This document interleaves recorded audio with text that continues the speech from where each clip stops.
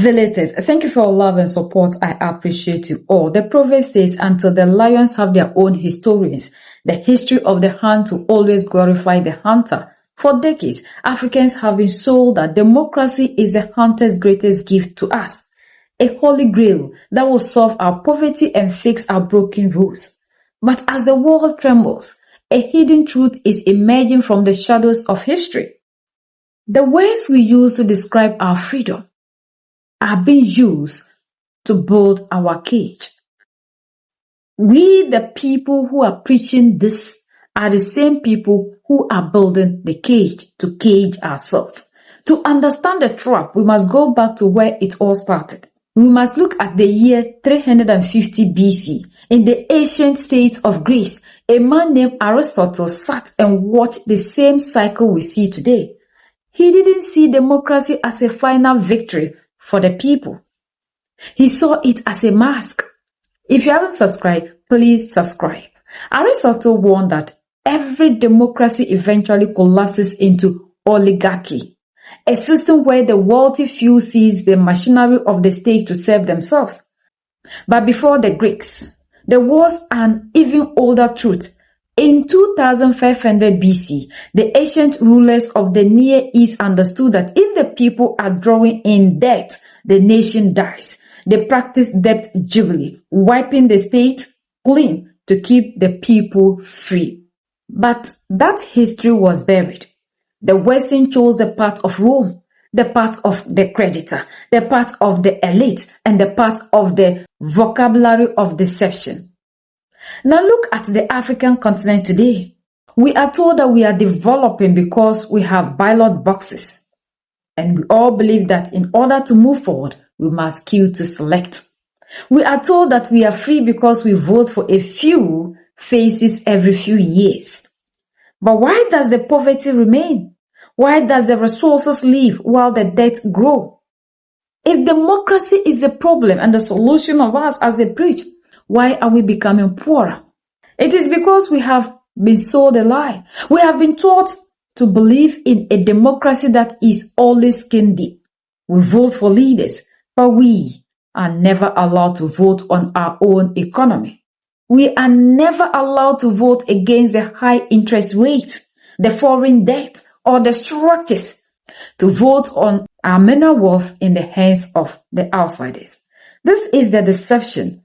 Africans believe that democracy is the only thing that can change them, without realizing that the vision we have been given is a structure designed to make the elite richer, while the masses stay on their knees. What is democracy? What seems to be democracy in the West is exactly what it was in Aristotle's day in Greece. He said what claims to be democracy is really oligarchy.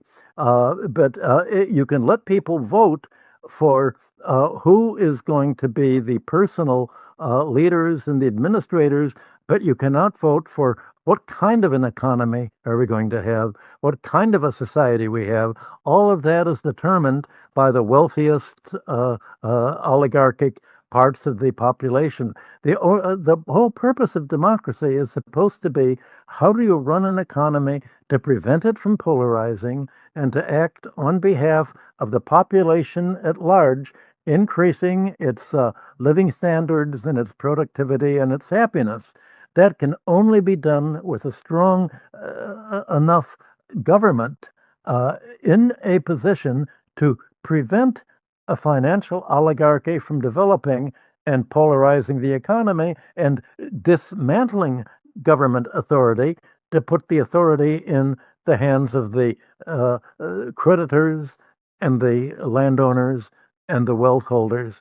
So the whole idea is that the whole ancient Near East, Babylonia, Sumer, they all had rulers who would prevent debts from impoverishing the economy, from prevent the land from being forfeited to buyers, to centralized landowners who accumulated it all, to prevent the ancient Middle East, West Asia, from suffering in the way that Western civilization did, from classical Greece to the Roman Empire, and we're still living in the results of that idea of oligarchy, creating a government, calling it democracy, and saying a government not controlled by the oligarchy is not democratic.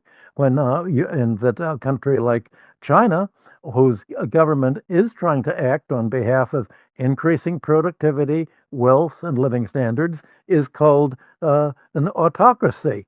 Well, this is the vocabulary of deception that we're living in, and that a part of this resolution of the economic conflict we're having today has to be a resolution of the ideological misuse of language to provide a more realistic vocabulary to explain why it is that Western economies are polarized and getting poorer and poorer, and other countries, China is not. What is it that China's doing that we're not doing that has enabled it to uplift its population? That there has to be that discussion, which hasn't even begun yet. It's still in the unthinkable phase. The time for the African mind to sleep is over. We must wake up to the reality that these global structures were never built because they love us. They were built to ensure that even when we have a seat at the table, like UN, we are only there to serve the meal. Because even if we get the veto power, Africa's voice will never go anywhere. Democracy has been preached to us as the future. Democracy has been preached to us as the future. But a future that requires you to be a perpetual debtor is a prison sentence, not a destiny. We must understand that true sovereignty does not come from a ballot box that is owned by a foreign bank. A ballot box that gives you only a day to speak about your nation issues isn't sovereignty. We must return to the wisdom that the ancient world forgot. A society is only free when its economy serves the many, not the few. The structure of the West are crumbling in the West. Why are we still fighting to build our homes with their broken bricks? The lions are finally writing their own history. Look at China. Chinese are moving forward. They are developing. They are becoming richer than the whole world because they believe in many and not the few, like the West. And that is the reason to which the leaders that we have in Africa are ready to hold on to democracy, because it serves them and their children and not you. And if you, the population, become rich, they have nothing to use to deceive you. No more bags of rice. No more soaps. No more oil. No more the things they give you during the electoral process for you to give them the power, and to take you 4 or 5 years again to get that thing, which will never solve your problems. They have never given us a system that will make us rich, but for us to become poorer. And that is the reason to which our leaders are holding on to the system called democracy. And that is the reason to which every opportunity that they get, they preach democracy to you, because it's a system to keep you poor, to keep you in debt while they and their family survive. It is a system built for the elite, the few people against the majority. The resources must benefit the people and not you or the citizens. So you must wake up from the illusion that queuing and putting a paper and ink in the ballot box gives you freedom, gives you a say in what happens in the economy. And that is the reason to which the selective few always take decisions on our behalf and not involve all of us. We must wake up, because the time is now. The new world order is teaching us everything. And if you continue to remain uneaten in democracy, you will perish forever. United we stand, divided we fall, and united we keep standing forever and ever. The greatest enemy of the African is mental slavery. So let's decolonize ourselves from mental slavery. Let's keep sharing to educate our brothers and sisters. Together we'll make Africa great for ourselves and the next generations that are going to come. So that's the latest around the world. In the United States of America,